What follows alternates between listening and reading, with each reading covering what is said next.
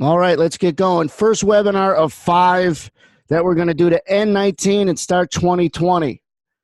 Got a good group in here, and I thought this was a good time to do it. This is a slow week generally in the markets, and everybody should have a checklist as to what they need to know and understand, whether you're just starting or been doing it, and even maybe you've heard this stuff before from me. But repetition is key. Now, I come up with this comment just about a week ago. When anger is the emotion that gets you confident, you're in trouble. What does that mean? When you finally get over the hump to execute, and it's because you're mad, you're in trouble. You're going to make bad decisions, period. Whether you're in a fight with your spouse or you miss a loser or miss a winner, I'm not going to miss this next trade. You're so mad, you take that next trade. It might not even be a trade. So you're in trouble if anger is the emotion that's moving you, and you got to keep an eye on it. A lot of you guys might not know who I am. I was a CME clerk, board of trade member. I paid a lot of money for education, not just thousands of dollars as from the floor, but also 7 figures and up as a prop trader for 7.5 years of my electronic trading career, which started in April of 2000. I just said I looked up April of this year. It'll be 20 years I started trading or been trading on the screen, and that started April of 2000. Now, I tell people this because it's like 80, 20, 90, 10. 90% of anything stinks. Trading education is no different. I'm not here to disparage anybody else that goes out there and tries to teach, but 20% are going to be decent, and so on. So you got to make sure that you want someone teaching the right stuff, or how you're going to learn it. And I always tell people, you're not going to piecemeal a bunch of free YouTube videos together or some great books on Amazon and be a professional. Doesn't happen to be a doctor, a lawyer, professional trader. So that's just my bio in 1 minute or less. What's unique is that it's got floor.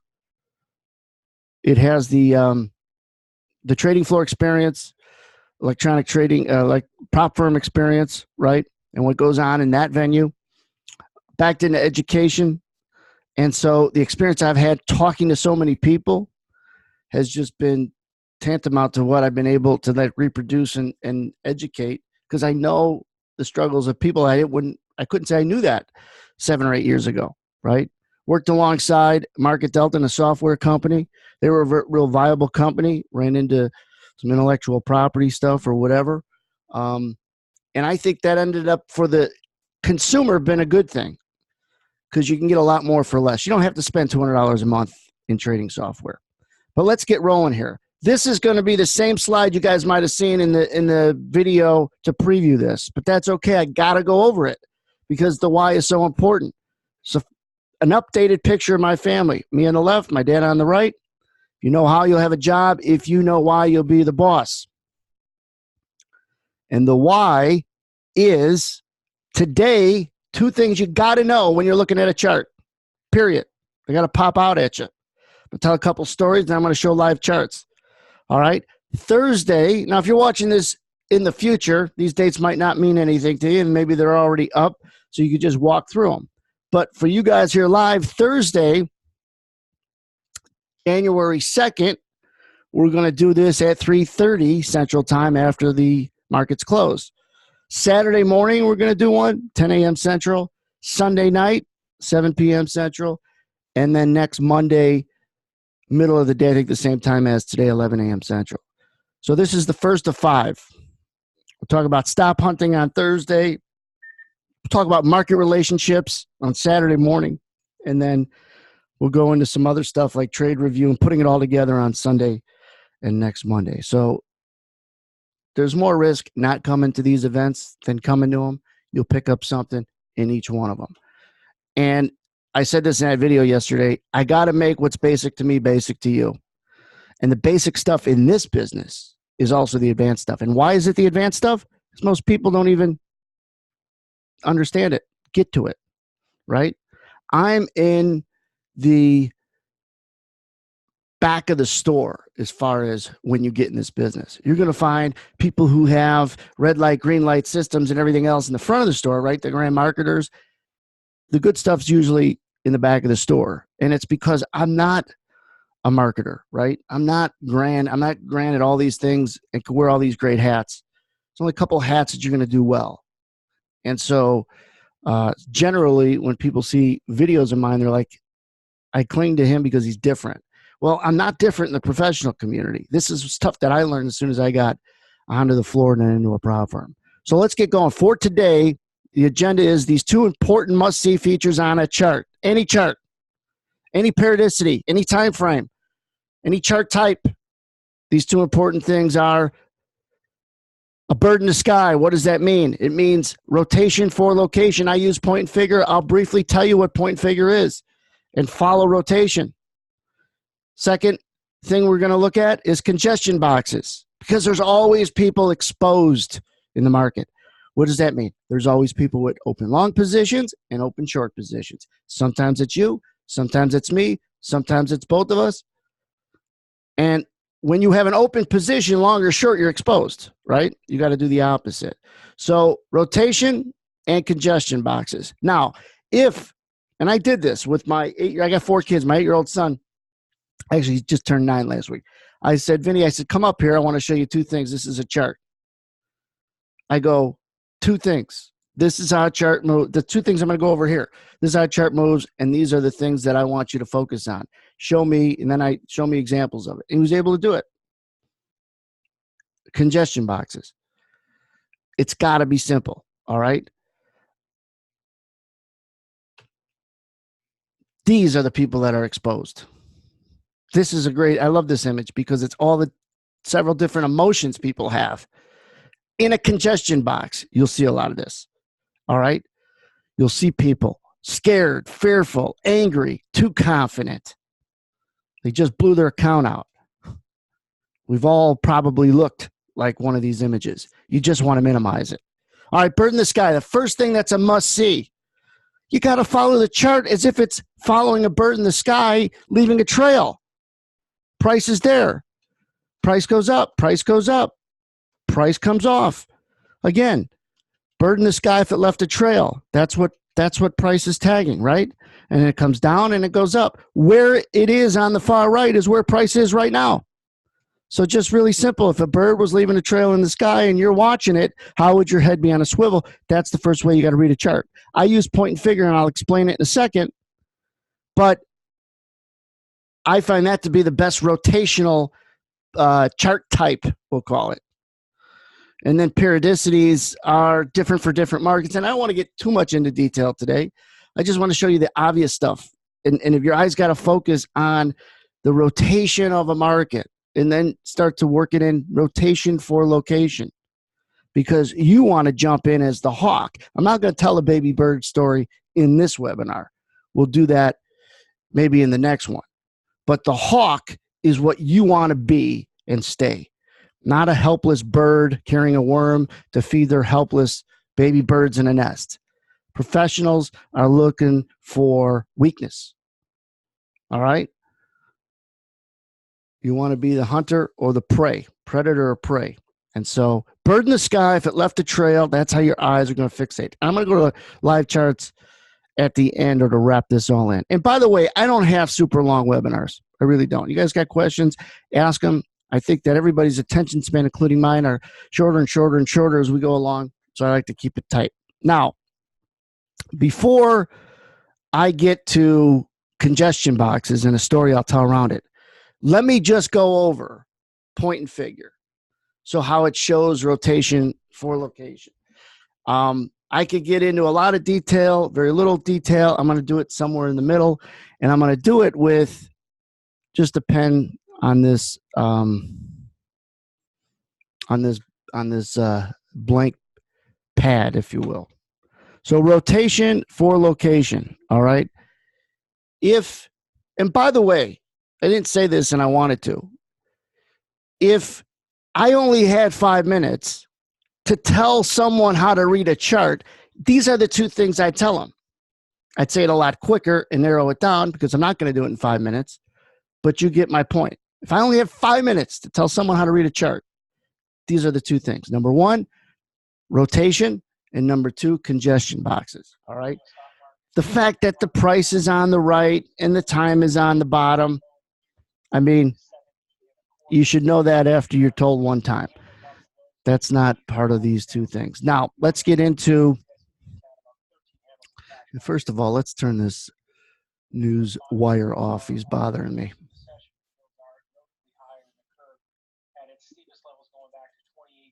There he is. All right, sorry about that. All right, let's get back to this pad. P&F. First of all, you don't have to use point and figure. Abbreviated, it's called P&F, stands for point and figure. They're X's and they're O's. I don't use them for X's and O's. And I'm not a point and figure expert. All I am is I'm looking for it to leave this, the rotation, again, for location, bird in the sky. How does it leave rotation? Well, if you use a 15-minute bar, that means every 15 minutes, that's the high, that's the low, where it started is the open, where it ended is the close. But there's a lot that could rotate in a 15-minute bar, and a lot more that could rotate in a 60-minute bar, in a daily bar. We know that, right? Or you should know that. 2-minute bar, maybe you're seeing a little bit more of the rotation. But a 15-minute bar, if that's what this is, there's a lot of stuff that goes on inside this 15-minute bar. You're not seeing the true rotations that might have looked like this, with the low being in here and the high being in there. You missed some good rotation, that trail that the bird would have left and price would have left. All right. So that's how a simple time chart would work, 15 minutes. How does a P&F work? I'm just going to take arbitrary prices for example's sake. 1, 2, 3, 4. No, actually, let's do 8, 9, 10, 11. All right. If the price of anything is 8, the first bar we're going to assume is an up bar. Pretty simple. All right. In an up bar for point and figure, it's always tracking what the high of that bar is. Why? Because at any point, if it rotates 4 ticks, why 4 ticks? Because it's a 4 P&F. It could be an 8 P&F, a 10 P&F. Let's just stick with 4 P&F. If at any point it rotates 4 ticks off the high of the move, guess what? A new bar is formed. It doesn't mean 2 minutes. It doesn't mean 15 minutes. It means 4 ticks off whatever the high is. It's an up bar. Well, then this guy becomes a down bar, right? What do you think it's tracking? It's tracking the low of the move. And at any point, it rotates 4 ticks up. Boom, another bar. Tracking the high. 4 ticks lower, another bar. 4 ticks higher, another bar. And so on. So what are you getting here? You're getting rotation. You're getting rotation. Bird in the sky, 4 P&F. If it's a 10 P&F, same concept. Let's erase it. If it's a 10-point figure, in some markets, you got to use a higher number, like the NASDAQ or crude oil, because they move more. But I'm not going to make this webinar for that. I'm just trying to give you what I like to follow rotation and how your eyes have to fixate on any chart. Every time I look at a chart, first thing I'm looking at or seeing is this. This is how it's visualized. Even though the bars are already set, my eyes are moving them like that. That's how price is moving, right? This is the lowest of the move. This was a swing high and so on. But let's say it's a 10 P&F. All that means is if this is an up bar, it's tracking the high like the other one. Now it's got to rotate 10 ticks below to form the next bar. I know that's not 10 marks, but whatever. And now it's tracking the low on this bar. 10 ticks above at any point, next bar. So that's the difference. But you guys get point and figure. You don't have to be a point and figure expert. All you have to know is what I just explained. That's it. To show you this. And then sometimes you see that. And what's that? That's a pretty good move because it didn't rotate 4 ticks at any point. It's a long up bar. It didn't even retrace a little bit. Or else it would have left another bar, right? Well, why is that helpful? Well, because if it doesn't even retrace a little bit, who isn't able to get out of their positions? In this case, shorts. Remember this, and I'm going to explain it again on the next slide. Shorts are now buyers in the market, right? After you sell it, you're a buyer. When you're short, you are a buyer. You have your bids below because you hope it goes down, but you probably have buy stops above in case you're wrong. We all know that, but we don't think about that.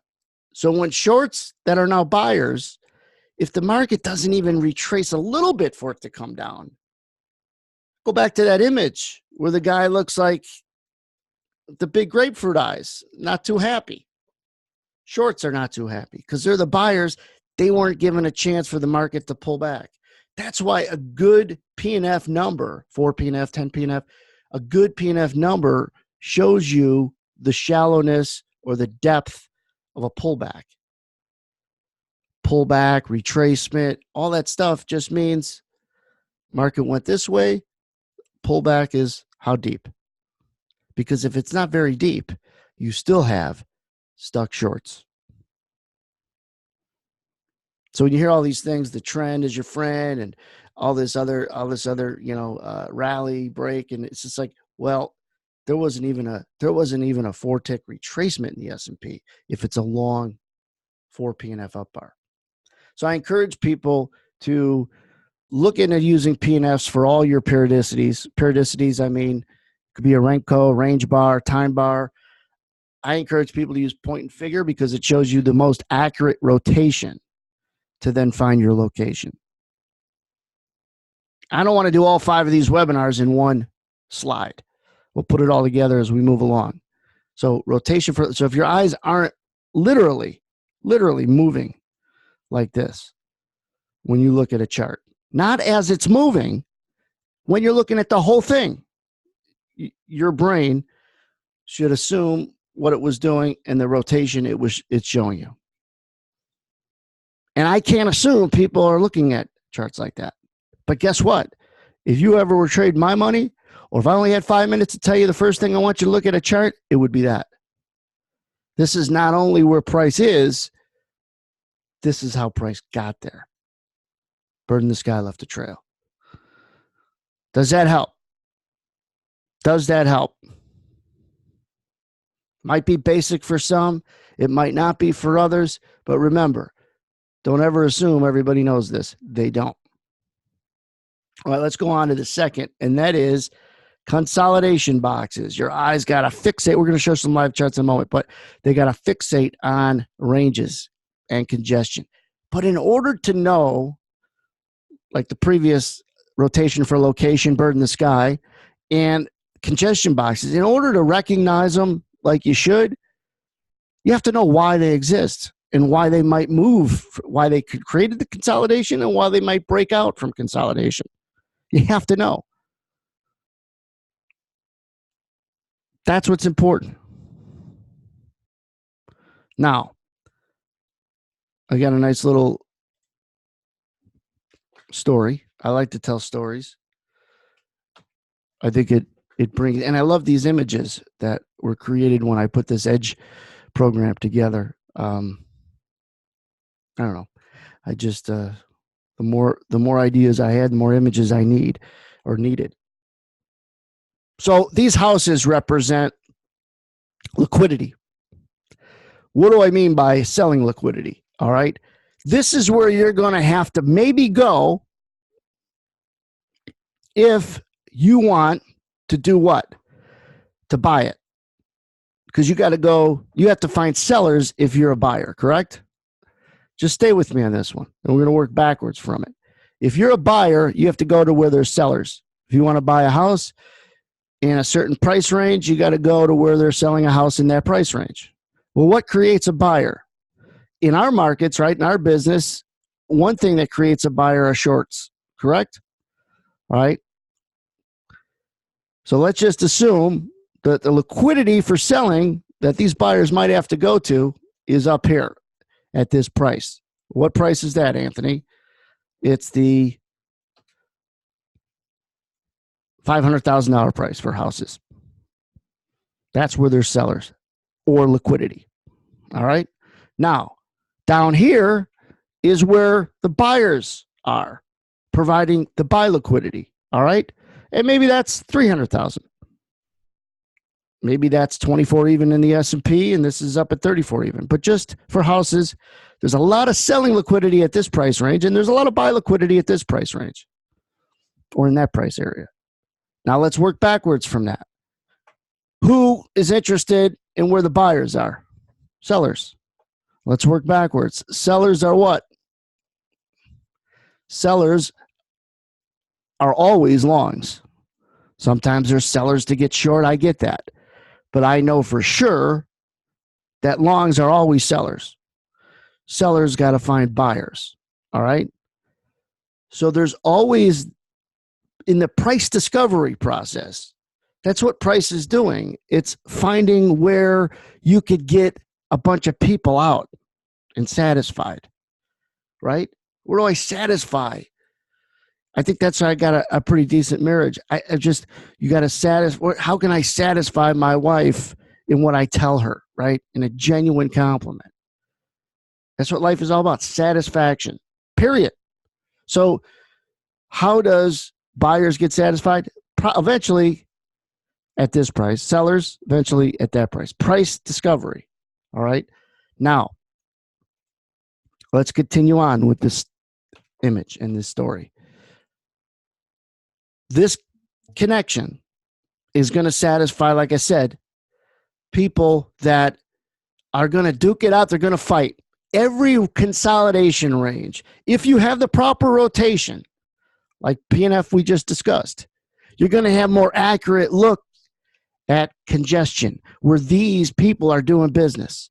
Buyers are meeting sellers and buyers are meeting sellers, and they're doing and they're fighting. If you're involved in this, you might be getting chopped up. It's a proper term for that in trading. All right. Buyers are being satisfied with sellers. The houses are sellers and the buyers are the guy with the keys, right? Back and forth they go.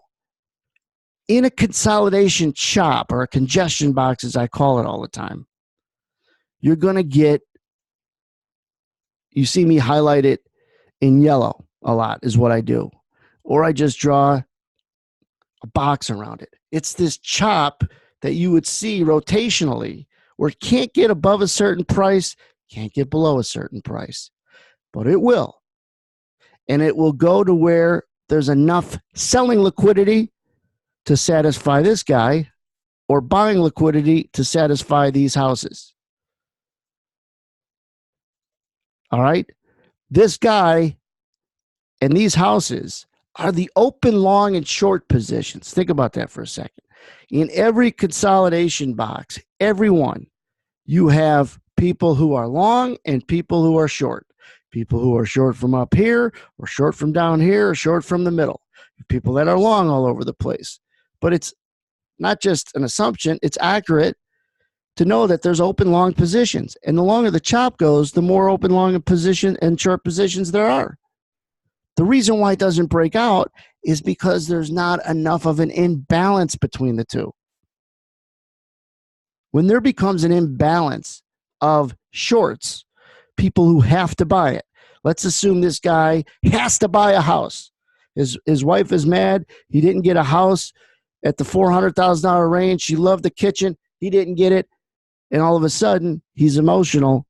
And if there's enough buyers and an imbalance now in this congestion box, the buyer's got to find a new neighborhood. And all of a sudden, you get the breakout to the next area of where buyers could be satisfied. Markets in their price discovery process are just satisfying the other side. So when your eyes fixate on a chart, first thing is rotation, and then any of these areas where there's a fight in a potential breakout. Not only to see where the fight was for subsequent support resistance, and I'll show you on a chart in a second, but also where the fight is taking place now to anticipate buy stops, sell stops, and the fact that buyers have to get satisfied for some upside liquidity. So when you talk about an upside target, it should be where you assume there's liquidity up there of sellers to satisfy the buyers who got to chase. Why are they buyers? What creates an imbalance? Too many shorts and too many longs. When there's too many shorts, the breakout is to the upside, or more likely to the upside when there's too many shorts. Why? Because like I said, after you buy it, you're a seller. After you sell it, you're a buyer. We know shorts equals buyers, period, end of story. We know shorts are now buyers. So when there's too many shorts, there's too many buyers. When there's too many buyers, it creates this imbalance. The wife is mad. She wanted that kitchen. She wanted that house. Instead of buying it for 450, he's going to have to go and find some liquidity on the upside. Does that make sense? The congestion takes place because there's not enough imbalance. Once there becomes some imbalance, wham, one side or the other has to get shook out or continue on with some sort of chase.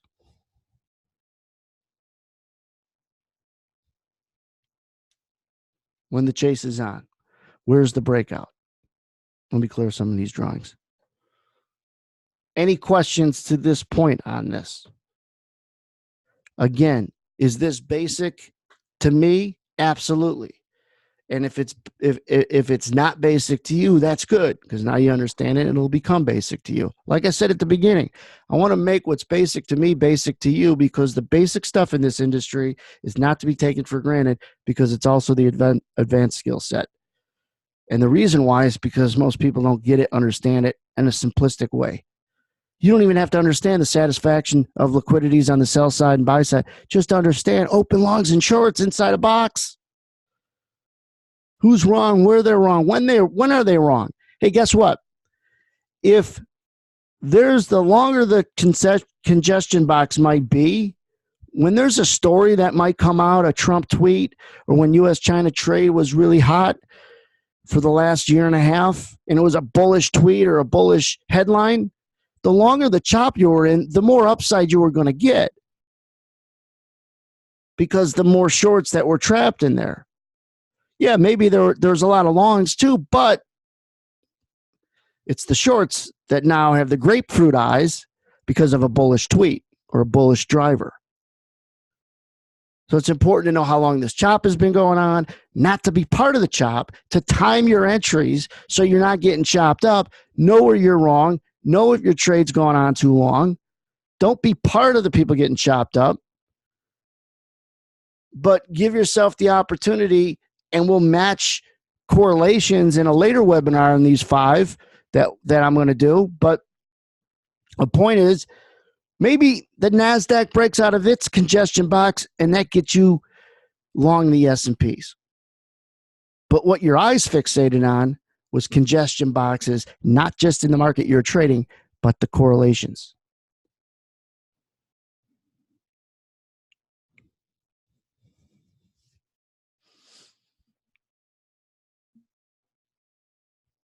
All right, is this a question or a...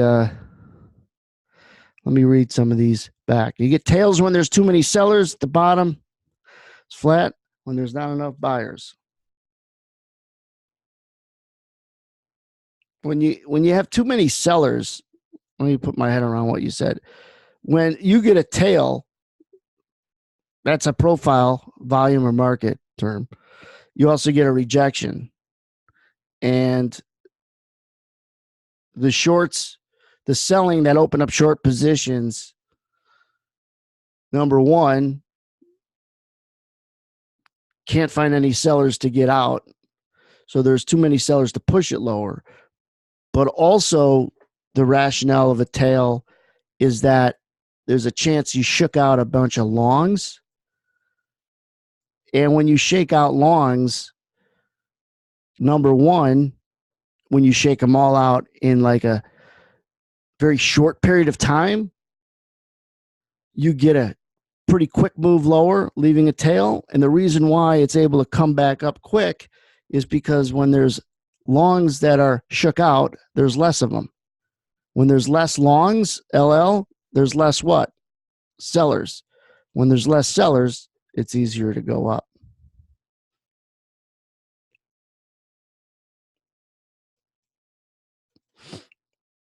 All right, let's go to a live chart. Any other questions, though, to this point?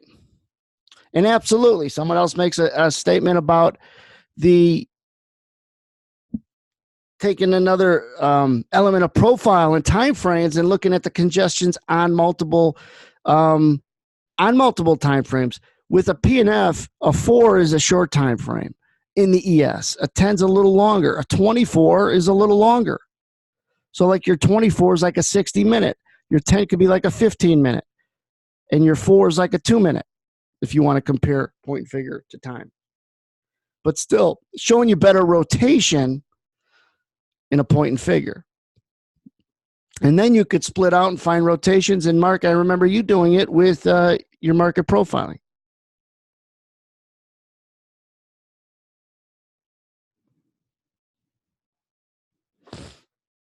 So when you're creating a bias, all of it helps. But when you're timing your bias, you want to get short when a bunch of longs are about to say, holy, you know what, whatever your time frame.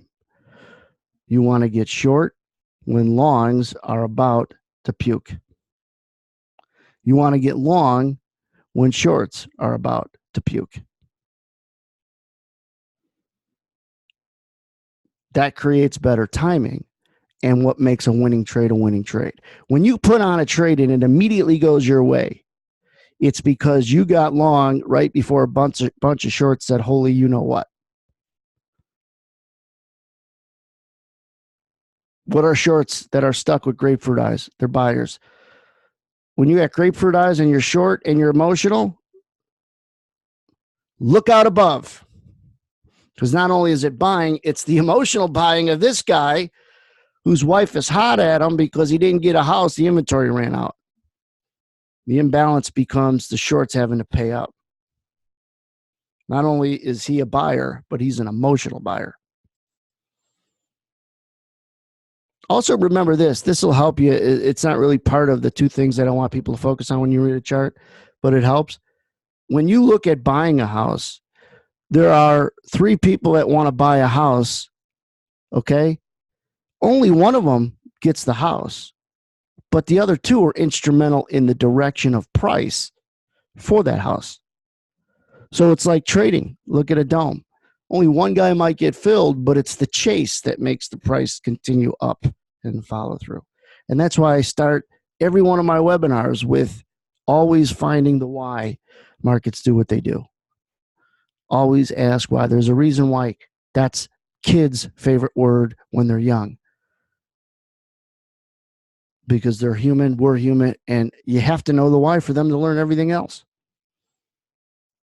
All right, let's go to a live chart and show this stuff.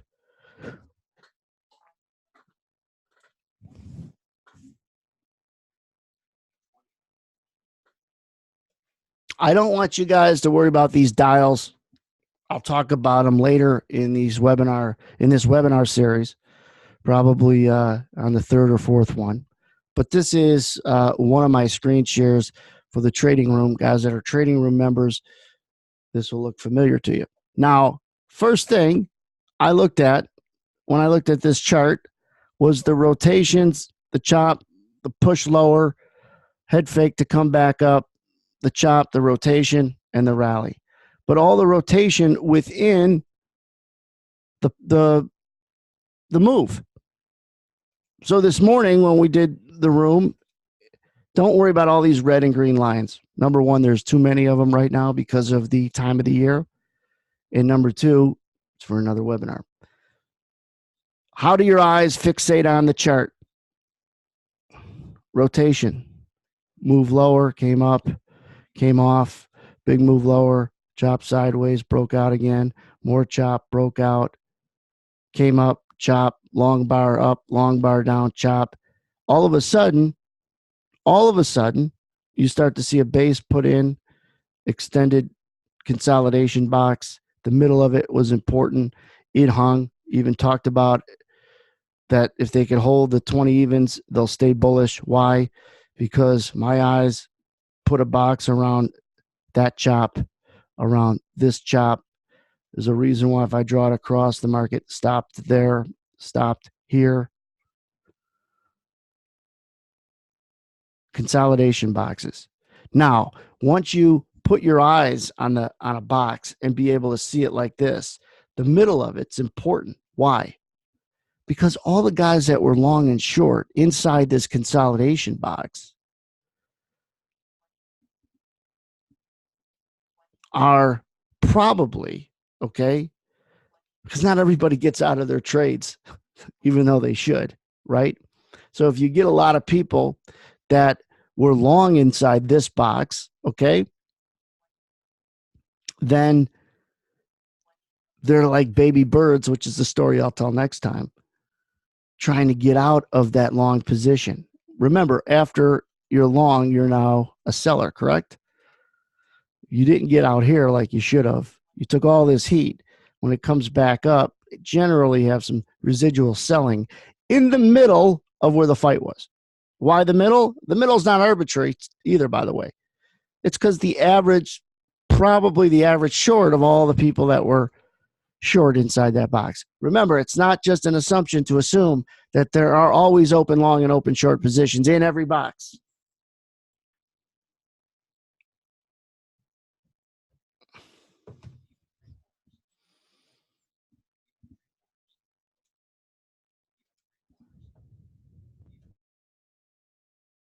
Let me do something. Hold on one second.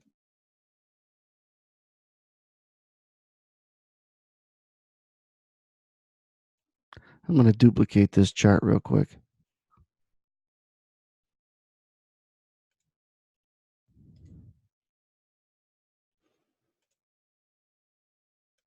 These are these edge zones I want to hide.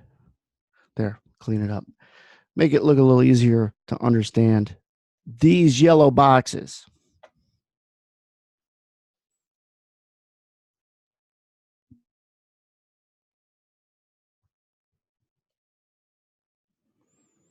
If you don't think, here, this was a consolidation box, and if you don't think the middle was important, you're crazy.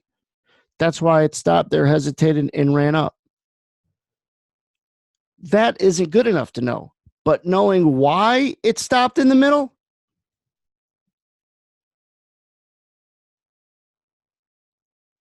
because people who were too long or too short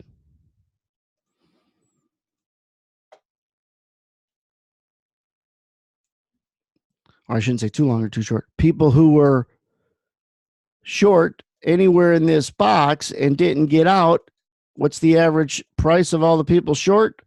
Probably somewhere in the middle of this box. And all these shorts are like baby birds. They don't want to take any heat and they're trying to get out. And that's about the average of where all of that is.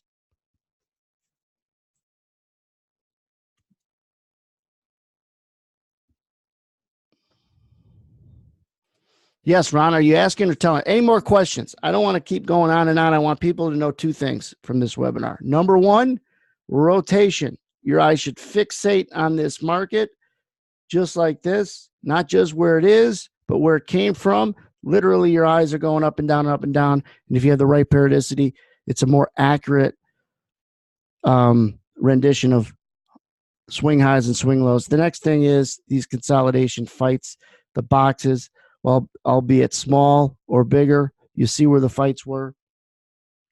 We're going to talk about a little bit more about order flow on Thursday, the second webinar. If you guys are watching this on a recording in a month or two, probably all laid out. But for you guys here live, Thursday at 3:30 p.m., same link. You'll get a reminder 1 day and 1 hour before. Enter through that. Come back. We're going to talk about order flow and not just patterns created by order flow, because I did that webinar a couple of weeks ago, but order flow as a way to find out with healthy assumptions where other people are putting their stops. So not only do you not put your stop at a popular stop location, but also you could see if it did the old shakeout. Markets have to shake people out before it could go the other way. So Ron, asks or says lack of buyers is one element that makes price go down. Yes. Lack of buyers, well, you added something. There's two things you need. You want less buyers and more sellers. Well, how do you create less buyers?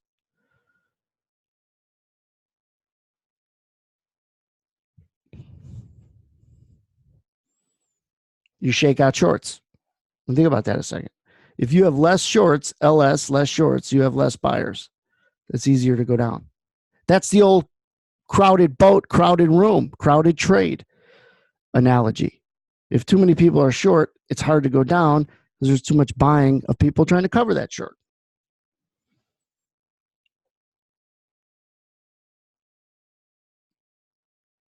Now, Bob, this is a good question. How do I know when to buy or sell? It's not just based on what you see here. There's other qualifying measures. First thing is the whole ready, aim, fire approach.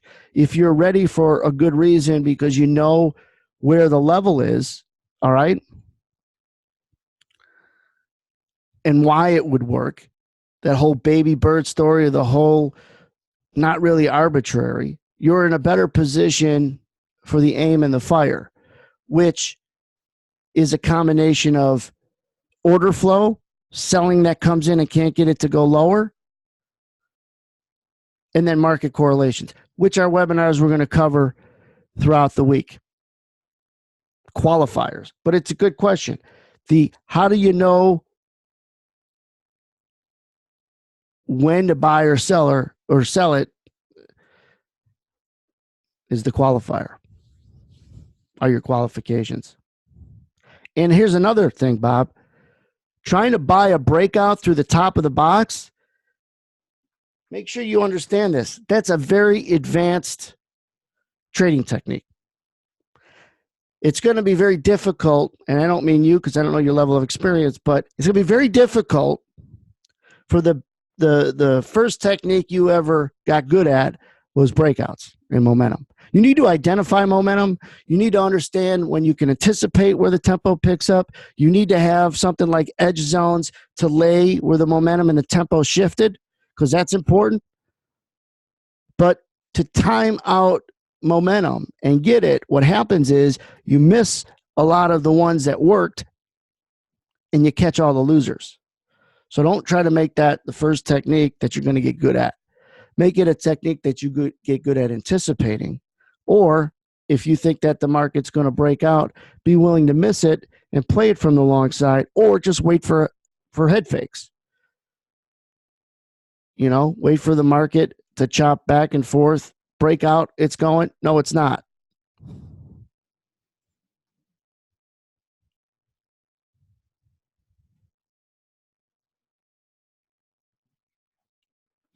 That's right, Alan.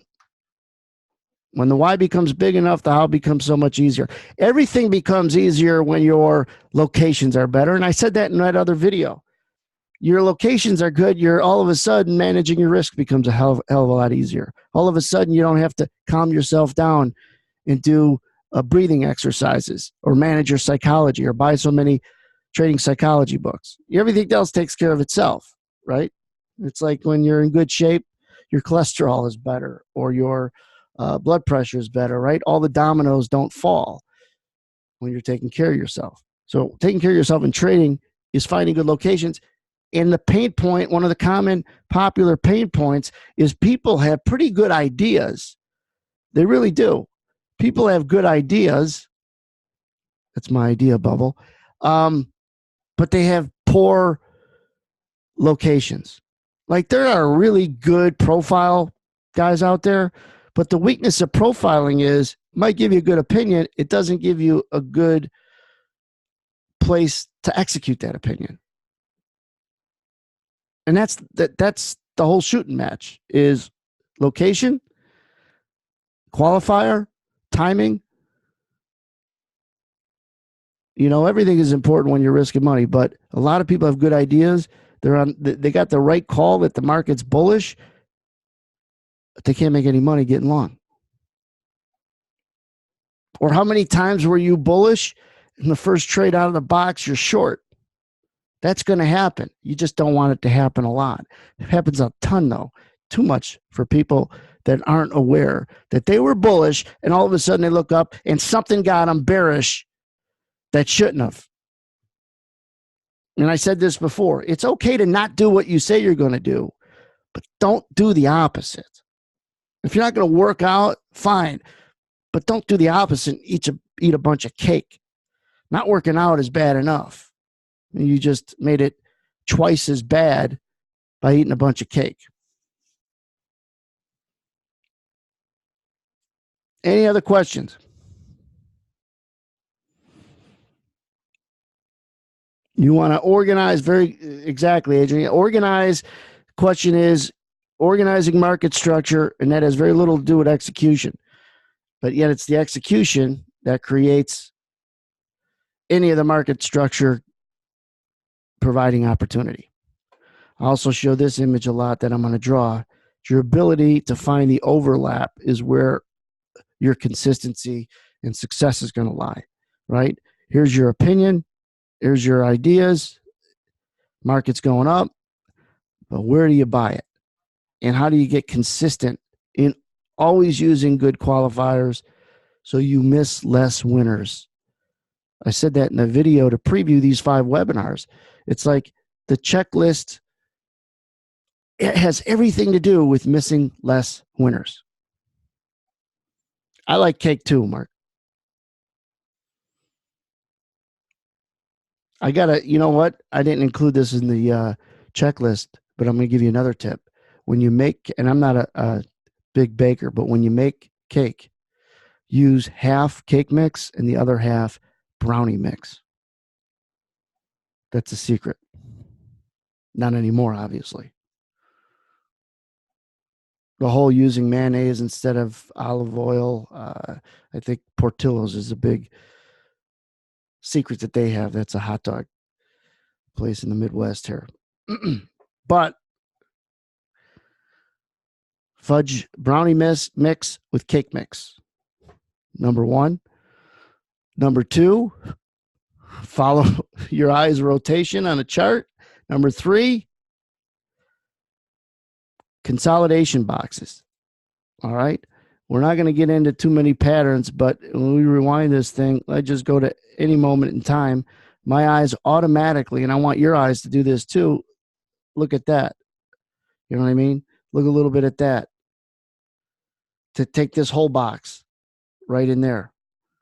This little guy, but that was at the close of some day. Right? No coincidence that the middle was holding in here. No coincidence that the middle held for a couple of rotations. And when it didn't, upside was the right side.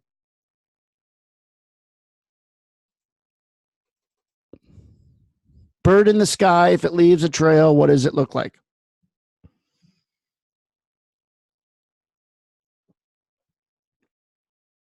So rotation for location, fixate your eyes with a point and figure, congestion boxes, and brownie mix along with cake mix to make your next cake.